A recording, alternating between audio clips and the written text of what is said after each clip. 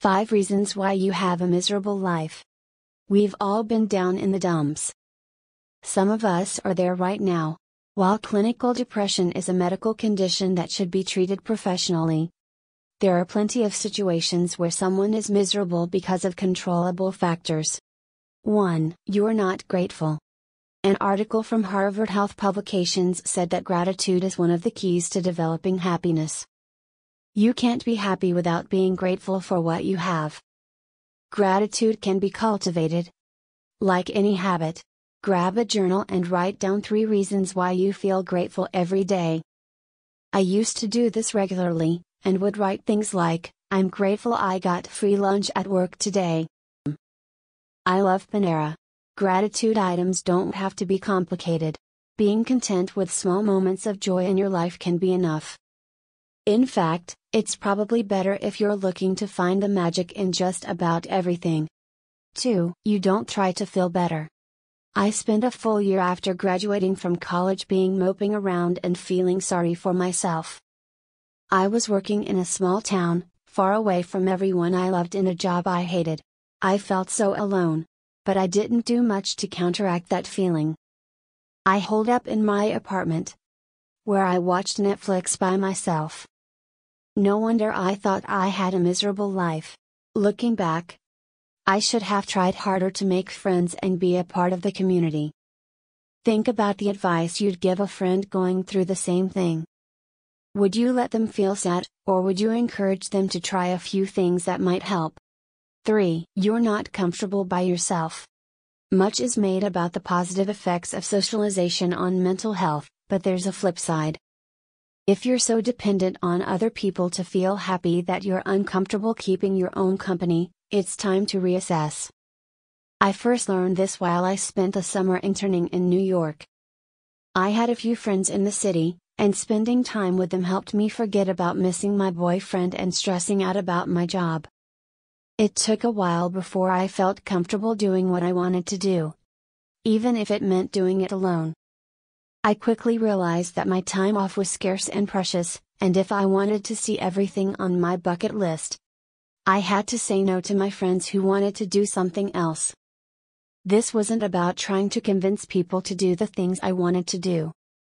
It was about saying, I'm happy you want to go to Chinatown, but I want to go to the Brooklyn flea market today. I'm fine whether or not you come with me. I would have loved to have company, but forcing myself to practice independence made me more confident and self-assured. That summer is when I learned how to be happy taking myself to the movies, to dinner, and to concerts. Friends are great, but sometimes you need to take yourself on a date. Try doing things once a month by yourself. You'll learn how to enjoy your own company and not rely on other people to make you happy. 4. You focus on the negative. A friend of mine is always blunt about what she doesn't like, even when it doesn't need to be said. One time, we held a potluck and a mutual friend brought over homemade mushroom soup. She looked at the soup, realized it had mushrooms and said, I'm not going to eat that. She wasn't allergic to the mushrooms. She just didn't want to eat them.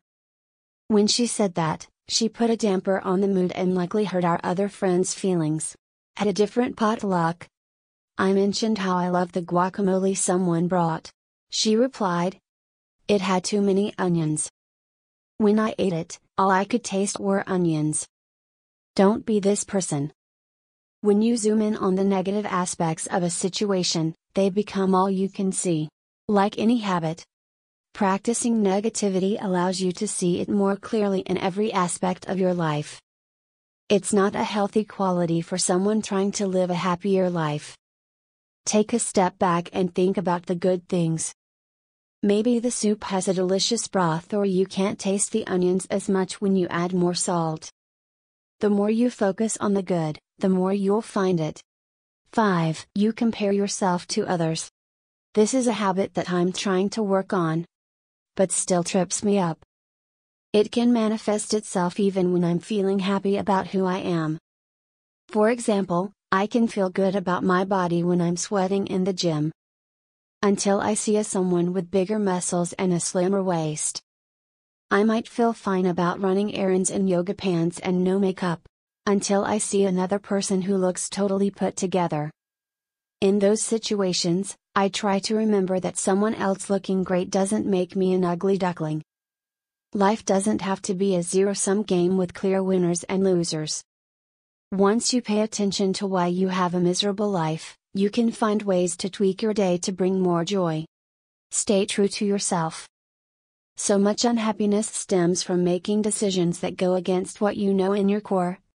Your gut, to be right. Deep down, you don't want to do it, but you do it anyway. You listen to your head. You try to convince yourself the race is worth it. Or the risk is too great, or it's better to just stay put, to keep your head down. Staying true to yourself is a challenge, yes. But effectively suppressing your true self is even more challenging. Don't forget to like the video and subscribe for more future videos.